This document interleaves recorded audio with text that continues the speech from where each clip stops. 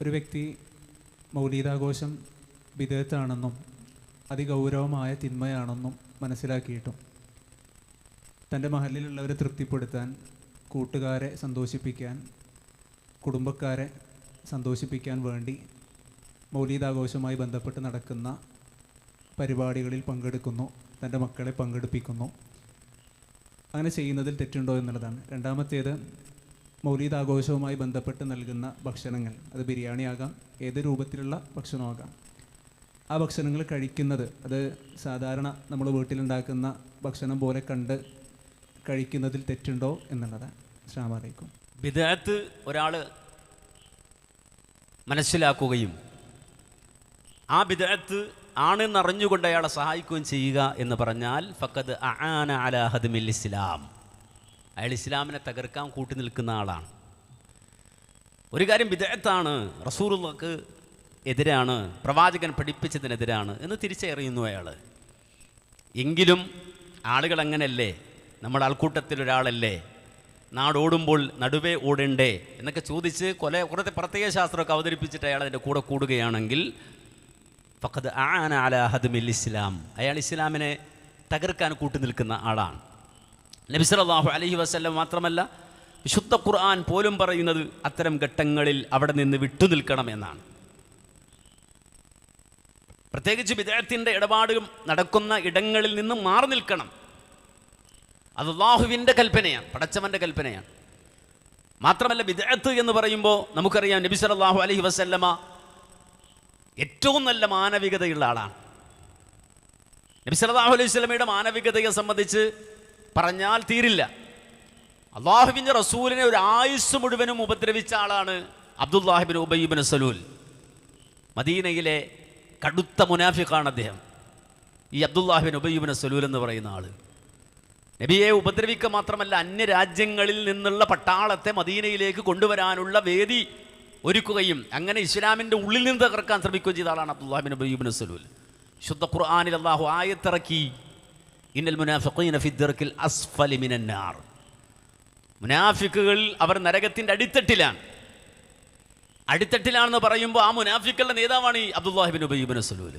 പക്ഷെ അദ്ദേഹം മരിക്കാൻ നേരത്ത് നബി സല്ലല്ലാഹു അലൈഹി വസല്ലം അടുക്കലേക്ക് അദ്ദേഹത്തിൻ്റെ മകൻ ഓടി വന്നിട്ട് ചോദിച്ചു, എൻ്റെ ഉപ്പക്കൊരാഗ്രഹമുണ്ട്, ഉപ്പ മരിച്ച് കിടക്കുമ്പോൾ അങ്ങയുടെ ഒരു ജുബ്ബയിട്ട് കുപ്പായിട്ട് കിടക്കണം എന്നാണ് ഉപ്പാൻ്റെ ആഗ്രഹം, അതുകൊണ്ട് എൻ്റെ ഉപ്പയെ പുതപ്പിക്കാൻ ഒരു ജുബ്ബ വേണം എന്ന് പറഞ്ഞപ്പോൾ മഹാനായ ഹബീബുൽ വറ മുഹമ്മദ് നബി സല്ലല്ലാഹു അലൈഹി വസല്ലമ നേരെ പ്രവാചകന് ഇഷ്ടപ്പെട്ട ഒരു കുപ്പായി എടുത്തുകൊണ്ടൊന്ന് കൊടുത്തു, ബാപ്പക്ക് കൊണ്ടുപോയി പുതപ്പിച്ചു കൊടുക്കാൻ. മനസ്സിലാക്കണം, അതും ഒരു തന്ത്രമാണ് അബ്ദുല്ലാഹി ഇബ്നു ഉബയ്യ് ഇബ്നു സലൂലിൻ്റെ. പക്ഷേ റസൂലുള്ളാഹിൻ്റെ മാനവികത എന്ന് പറഞ്ഞാൽ അതൊരാൾക്കും തടുത്തു നിർത്താൻ കഴിയാത്ത മാനവികതയാണ്. മാത്രമല്ല നബി സല്ലല്ലാഹു അലൈഹി വസല്ലമയെ നിസ്കാരത്തിന് വേണ്ടി വിളിച്ചു. ആർക്ക്? ഈ അബ്ദുല്ലാഹി ഇബ്നു ഉബയ്യ് ഇബ്നു സലൂൽ ദീനെ ഉപദ്രവിച്ച ആളാണ്, പക്ഷേ ഇസ്ലാമിക സമൂഹത്തിലുണ്ട് എന്ന് പ്രത്യക്ഷമായി പറഞ്ഞു നടന്ന ആളാണ്. നബി സല്ലല്ലാഹു അലൈഹി വസല്ലമ അതിന് ഒരുങ്ങി പുറപ്പെടാൻ പോയപ്പോൾ ഉമർ റളിയല്ലാഹു അൻഹു തടഞ്ഞു. ഉമർ റളിയല്ലാഹു അൻഹു എന്നെ റസൂൽ തട്ടിമാറ്റി പോകുന്നത് കാണാൻ സാധിക്കും. അല്ലാഹ് പറഞ്ഞു, ഇൻ തസ്തഗ്ഫിർ ലഹും ഔ ലാ തസ്തഗ്ഫിർ ലഹും ഇൻ തസ്തഗ്ഫിർ ലഹും 70 മറ ഫലൻ യഗ്ഫിറല്ലാഹു ലഹും. ഓ മുഹമ്മദ് നബിയെ, താങ്കൾ അവർക്ക് വേണ്ടി പൊറുക്കലിനെ തേടിയാലും, താങ്കൾ അവർക്ക് വേണ്ടി പൊറുക്കലിനെ തേടിയിട്ടില്ലെങ്കിലും ഇൻ തസ്തഗ്ഫിർ ലഹും 70 മറ, 70 തവണ നബിയെ താങ്കൾ അവർക്ക് വേണ്ടി പൊറുക്കലിനെ ചോദിച്ചാലും ലയഗ്ഫിറല്ലാഹു ലഹും, അള്ളാഹു അവർക്ക് പുറത്തു കൊടുക്കൂല എന്ന് അള്ളാഹ് ആയത്തിറക്കി. അള്ളാഹിൻ്റെ റസൂല് പറഞ്ഞു, ഞാൻ 71ാമത്തെ വട്ടം അവർക്ക് വേണ്ടി പൊറുക്കലിനെ ചോദിക്കും എന്നാണ്. കാര്യം അള്ളാഹിൻ്റെ റസൂല് പറഞ്ഞ് അള്ളാഹ് പറഞ്ഞ എത്ര 70 വട്ടം അവർക്ക് വേണ്ടി പൊറുക്കലിനെ ചോദിച്ചാലും ലയഗ്ഫിറല്ലാഹു ലഹും എന്നാണ്. അള്ളാഹ് അവർക്ക് പുറത്തു കൊടുക്കൂല എന്നല്ലേ പറഞ്ഞത്? എങ്കിൽ അവർക്ക് വേണ്ടി 71ാമത്തെ വട്ടവും ഞാൻ അള്ളാഹുവിനോട് പൊറുക്കലിനെ ചോദിക്കുന്നതാണ്. ഇത്രയും ഉദാരമതിയും മാനവികതയുള്ള ആളുമാണ് ഹബീബുൽ വറ മുഹമ്മദ് നബി സല്ലല്ലാഹു അലൈഹി വസല്ലം. ആ നബി സല്ലല്ലാഹു അലൈഹി വസല്ലം വഫാത്താകുന്നതിന് മുമ്പ് സമൂഹത്തോട് പറഞ്ഞു, അന ഫറതുക്കും അലൽ ഹൗദ്, നാളെ ആഖിറത്തിൽ വരുമ്പോൾ പരകോടി മനുഷ്യരുണ്ടാകുമെന്ന്, അന്ന് എൻ്റെ ലാൻഡ്മാർക്ക് ഞാൻ എവിടെയുണ്ടാകുമെന്നറിയാതെ വിഷമിക്കണ്ട, ഞാൻ എവിടെയുണ്ടാകുമെന്നറിയാതെ നിങ്ങളാരും പ്രയാസപ്പെടേണ്ട, എൻ്റെ ലാൻഡ്മാർക്ക് ഞാൻ പറഞ്ഞു തരാം. ഞാൻ ഹൗദിൻ്റെ അടുക്കലുണ്ടാകും, ഹൗദുൽ കൗസറിൻ്റെ സമീപത്ത് നിങ്ങളെ പ്രതീക്ഷിച്ച് ഞാൻ ഉണ്ടാകുമെന്ന് ഹബീബുൽ വറ മുഹമ്മദ് നബി സല്ലല്ലാഹു അലൈഹി വസല്ലം പറയുകയാണ്. തൻ്റെ ഉമ്മത്തിനെ പഠിപ്പിച്ചു തരികയാണ്. എന്നിട്ട് അല്ലാഹുവിൻ്റെ റസൂൽ പറഞ്ഞു, ഞാൻ ആ ഹൗദുൽ കൗസറിൻ്റെ സമീപത്തെ കാത്തു നിൽക്കുമ്പോൾ ഒരു സംഘം ആളുകൾ കാർമേഘ കൂട്ടം പോലെ എൻ്റെ അടുക്കിലേക്ക് ഇങ്ങനെ അടുത്തു വരുമ്പോൾ ഞാൻ അവർക്ക് മർഹബ പറയും, മർഹബയ്യ ഉമ്മത്തി, മർഹബയ്യ ഉമ്മത്തി. അവർക്ക് സ്വാഗതമരുളുന്ന വേളയിൽ അല്ലാഹു സുബ്ഹാനഹു വ തആല എനിക്കും അവർക്കും ഇടയിൽ മറയിട്ട് കളയും. ഞാൻ ഉടൻ തന്നെ റബ്ബിനോട് ചോദിക്കും, യാ റബ്ബ്, യാ റബ്ബ്, ഉമ്മത്തി ഉമ്മത്തി, അല്ലാഹുവേ എൻ്റെ ഉമ്മത്തല്ലേ അത്, ഉമ്മത്തല്ലേ അത്. ഉടൻ തന്നെ മറുപടി വരുന്നത്, ഓ പ്രവാചക, അവരെ നിങ്ങൾക്കറിഞ്ഞുകൂടാ, അവരാരാണ് എന്ന് നിങ്ങൾക്കറിഞ്ഞുകൂടാ. ഇന്നക ലാ തദ്രി മാ അഹ്ദസൂ ബഅദക്, അങ്ങയുടെ കാലശേഷം അവർ ഏത് തരം ബിദ്അത്തുകളാണ് ഉണ്ടാക്കിയത്, അല്ലെങ്കിൽ താങ്കളുടെ ദീൻ, താങ്കൾ പഠിപ്പിച്ച മതത്തെ എങ്ങനെയാണ് മാറ്റിമറിച്ചത് എന്ന വിവരം നബിയെ താങ്കൾക്ക് അറിഞ്ഞുകൂടാ. താങ്കളുടെ ഉമ്മത്തിൽപ്പെട്ട ആളുകൾ തന്നെയാണ്, പക്ഷേ ഗയ്യറൂ ബഅദക്, അങ്ങ് പഠിപ്പിച്ച ദീൻ, ആ ദീനിനെ അവർ മാറ്റിമറിച്ചവരാണ്, ബിദ്അത്തിന്റെ ആളുകളാണ് എന്ന് പ്രവാചകന് സന്ദേശം നൽകപ്പെടുമ്പോൾ അല്ലാഹുവിൻ്റെ റസൂൽ പറയുന്ന വാചകം, സുഹ്കൻ സുഹ്കൻ ലിമൻ ബദ്ദല ബഅദി, സുഹ്കൻ സുഹ്കൻ ലിമൻ ഗയ്യറ ബഅദി. എൻ്റെ കാലശേഷം ഞാൻ പഠിപ്പിച്ച നിലപാടുകളെ മാറ്റിമറിച്ചവരെ വിദൂരം വിദൂരം, എനിക്ക് നിങ്ങളെ കാണണ്ട, അകന്നു പോകൂ എന്ന് പറഞ്ഞ് ആട്ടി അകറ്റുകയാണ്. ഏത് റസൂലാണ്? മനസ്സിലാക്കണം, ഏത് റസൂലാണ്? 71ാമത്തെ വട്ടം ഞാൻ അല്ലാഹുവിനോട് പൊറുക്കലിനെ ചോദിച്ചാൽ പുറത്തു കൊടുക്കുന്ന പ്രതീക്ഷയോടെ അവർക്ക് വേണ്ടി പൊറുക്കലിനെ ചോദിക്കുമെന്ന് പറഞ്ഞ അതേ പ്രവാചകൻ ബിദ്അത്തിന്റെ കാര്യത്തിൽ സ്വീകരിച്ച നിലപാടാണത്.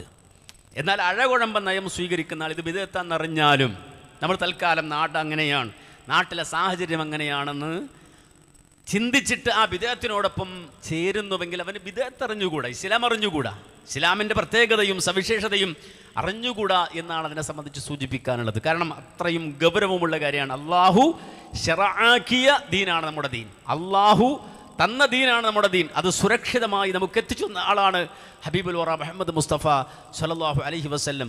അതിനെ വികലമാക്കുക എന്ന് പറയുമ്പോൾ അത് വളരെ ഗൗരവമുള്ള വിഷയമാണ്. ഒരു മുസ്ലിമും അതുമായി സന്ധിക്കുകയില്ല, യോജിക്കുകയില്ല എന്ന് നമ്മൾ മനസ്സിലാക്കേണ്ടതുണ്ട്. പിന്നെ അതിൻ്റെ പേരിലുള്ള ഭക്ഷണം അതിൻ്റെ പേരിലാണ്, അതിൽ ഇൻക്ലൂഡായതാണ്, ആ ആചാരത്തിൻ്റെ ഭാഗമാണ്. നമ്മൾ മാറി നിൽക്കുന്നു പറയാൻ എന്തർത്ഥം? മാത്രമല്ല ഉമ്മത്തിനെ ഏറ്റവും അധികം പരീക്ഷിക്കപ്പെടുന്ന ഭക്ഷണം കൊണ്ടാണ്. സാധാരണ നമ്മൾ പറയൽ ആദം അലൈഹിസ്സലാത്തു വസ്സലാമിനോടുള്ള പറഞ്ഞ എന്താ, ഫലാ തഖറബ ഹാദിഹി ശജറ, മരത്തിൻ്റെ അടുക്കലേക്ക് പോകരുത്. എത്ര സിമ്പിളായ സംഗതിയാണ്, എത്ര സിമ്പിളായ സംഗതിയാണ്. അപ്പോൾ ആദം അലൈഹിസ്സലാത്തു വസ്സലാമിനെ പരീക്ഷിക്കാൻ അള്ള വെച്ചത് ഇതുപോലെ തന്നെ ഒരു ഫ്രൂട്ടാണ് എന്നാണ്, ഒരു പഴമാണ്, ഒരു ചീരണി അവിടെ വെച്ചാൽ മതി. അപ്പോൾ ഇത് വലിയ സംഗതിയാണ് നമ്മൾ മനസ്സിലാക്കുക. ഭക്ഷണം കഴിക്കുന്നു എന്നിട്ട് എൻ്റെ വിയോജിപ്പ് ഞാൻ പ്രഖ്യാപിക്കുന്നു എന്ന് പറഞ്ഞാൽ അതെങ്ങനെ ഉണ്ടാവും? നിങ്ങൾ നോക്കൂ, ഏതെങ്കിലും ഒരു ഹറാമിൻ്റെ ഭക്ഷണം, ആ ഭക്ഷണം നമ്മൾ കഴിക്കുകയാണ്, എന്നിട്ട് എൻ്റെ വിയോജിപ്പ് ഞാൻ ഇത് മീറ്റിംഗ് അല്ലല്ലോ, മിനിറ്റ്സിൽ എൻ്റെ വിയോജിപ്പ് രേഖപ്പെടുത്തുന്ന ഒരു മീറ്റിംഗ് ഒന്നുമല്ല. നേരെ മറിച്ച് ആ ഭക്ഷണം ആചാരത്തിൻ്റെ ഭാഗമാണ്. ആ ഭക്ഷണം എന്നുള്ളത് ആചാരവുമായി ബന്ധപ്പെടുത്തി കൊടുക്കുന്ന ഭക്ഷണമാണ്. അത് കഴിക്കുക എന്ന് പറഞ്ഞാൽ അതിനോടുള്ള സഹകരണമാണ്, അതിനോട് സഹകരിക്കുക എന്നുള്ളതാണ്. അത് സഹകരിക്കണം, അല്ലെങ്കിൽ അത് കഴിക്കണമെങ്കിൽ അവിടെ പോകണ്ടേ, അല്ലെങ്കിൽ അതുമായി ബന്ധപ്പെടണ്ടേ. ഒരു മുസ്ലിമിനെ സംബന്ധിച്ചിടത്തോളം ഇത്തരം എല്ലാ സംഗതികളിൽ നിന്നും അവൻ കഴിക്കുന്ന ഭക്ഷണമാണെങ്കിലും കുടിക്കുന്ന വെള്ളമാണെങ്കിലും 2 നിബന്ധനയാണ് അതിന് പറഞ്ഞത്. ഒന്ന് ഹലാൽ, 2 തൊയ്യിബ്. 2 കാര്യമാണ് പറഞ്ഞത്. ഒന്ന് ഹലാലാവണം, തൊയ്യിബാകണം, നല്ല ഭക്ഷണമാകണം, വിശിഷ്ടമായ ഭക്ഷണമാകണം, അതുപോലെ തന്നെ ഹലാലായ ഭക്ഷണമാകണം. ഇതാണ് ഭക്ഷണകാര്യത്തിൽ വെച്ച ഉപാധി. ബിദ്അത്തിന്റെ പേരിൽ വിളമ്പുന്ന, ഹറാമിൻ്റെ പേരിൽ വിളമ്പുന്ന ഭക്ഷണം ആ ഹറാമിൽ ഉൾപ്പെട്ടതാണ്. അതുമായി പൂർണ്ണമായി മാറി നിൽക്കുക എന്നത് നമ്മുടെ ബാധ്യതയാണ് എന്ന് നമ്മൾ മനസ്സിലാക്കണം. അതിനൊരു ഉദാഹരണം കൂടി പറഞ്ഞുതരാം. മഹാനായ അബൂബക്കർ സിദ്ദീഖ് റളിയല്ലാഹു അൻഹുവിന് ഒരു ഭൃത്യനുണ്ടായിരുന്നു. ആ ഭൃത്യൻ കുറച്ച് ഭക്ഷണം കൊണ്ടുവന്ന് കൊടുത്തു അബൂബക്കർ സിദ്ദീഖ് റളിയല്ലാഹു അൻഹുവിന്. തൻ്റെ ഭൃത്യൻ കൊണ്ടുവന്ന അന്നമല്ലേ എന്ന് വിചാരിച്ച് അദ്ദേഹം കഴിച്ചു. ഭക്ഷണമല്ലേ, നിലക്ക് കഴിച്ചു. ഭക്ഷണമൊക്കെ കഴിച്ചതിന് ശേഷം ഈ ഭൃത്യൻ പറഞ്ഞു, അബൂബക്കർ സിദ്ദീഖ്, എവിടെ നിന്നാണ് ഈ ഫുഡ് നിങ്ങൾക്ക് മനസ്സിലായോ എന്ന് ചോദിച്ചു. അദ്ദേഹം പറഞ്ഞു, ഇല്ല. അദ്ദേഹം പറഞ്ഞു, ഈ കുട്ടി പറയാണ്, ഈ ഖാദിം പറയാണ്, ഞാൻ പണ്ട് ജ്യോത്സ്യനായി അഭിനയിച്ചിട്ടുണ്ട്. യഥാർത്ഥത്തിൽ എനിക്ക് ജ്യോത്സ്യമൊന്നും അറിയില്ല, ജ്യോത്സ്യനായി ഞാൻ അഭിനയിച്ചിട്ടുണ്ട്. ആ കാലഘട്ടത്തിൽ എൻ്റെ അടുക്കൽ ഒരാൾ ഈ പറയുന്ന ജ്യോത്സ്യം നോക്കാൻ വേണ്ടി വന്നിരുന്നു. ഞാൻ അയാൾക്ക് എൻ്റെ ഈ തരികിട ജ്യോത്സ്യം പറഞ്ഞു കൊടുത്തു. അയാളത് വിശ്വസിച്ചു പോയി. പക്ഷെ അന്ന് എനിക്ക് അയാളൊന്നും തന്നില്ല. എൻ്റെ ആ ജ്യോത്സ്യം അല്ലെങ്കിൽ എൻ്റെ പ്രവചനമൊക്കെ കേട്ട് പോയതാണ്. പക്ഷെ ഇന്ന് കണ്ടപ്പോൾ അദ്ദേഹം എനിക്ക് തന്ന ഗിഫ്റ്റ്, ആ ഗിഫ്റ്റിൽ നിന്നുള്ള ഭക്ഷണമാണ് ഞാൻ നിങ്ങൾക്ക് തന്നത്. എന്ന് കേട്ടപ്പോൾ മഹാനായ അബൂബക്കർ സിദ്ദീഖ് റളിയല്ലാഹു അൻഹു വിരല് തൊള്ളയിലേക്ക് ഇട്ടു. എന്നിട്ട് അതിൻ്റെ അവസാന അംശവും പുറത്തേക്ക് പോകുന്നത് വരെ അദ്ദേഹം അതേ ഛർദ്ദിച്ചു എന്ന് അബൂബക്കർ സിദ്ദീഖ് റളിയല്ലാഹു അൻഹു ചരിത്രത്തിൽ കാണാൻ സാധിക്കും. നാടന്മാർ ചിന്തിക്കണ പോലെ, അല്ലെങ്കിൽ പറയപ്പെട്ടതുപോലെ ഇത് ഫുഡല്ലേ, അതെന്തായിരുന്നാൽ എന്താ, ഭക്ഷണമല്ലേ, അതിനോട് വിയോജിപ്പ് വേണോ എന്നല്ല അബൂബക്കർ സിദ്ദീഖ് റളിയല്ലാഹു അൻഹു ചിന്തിച്ചത്. മാത്രമല്ല, അന്ന് അദ്ദേഹം നടത്തിയെങ്കിലും ഇന്നിപ്പോൾ പോയപ്പോൾ അതുമായിട്ട് ബന്ധം ഉണ്ടാവില്ലേ, ഇപ്പോൾ ചിലപ്പോൾ ഒരു ഹദിയ ആകാമല്ലോ എന്നുള്ള ഇജ്തിഹാദൊന്നും അദ്ദേഹം നടത്തിയില്ല. അപ്പോൾ അത്രത്തോളം സൂക്ഷ്മതയുള്ളവരാണ് നമ്മുടെ മുൻഗാമികൾ എന്ന് നമ്മൾ മനസ്സിലാക്കണം.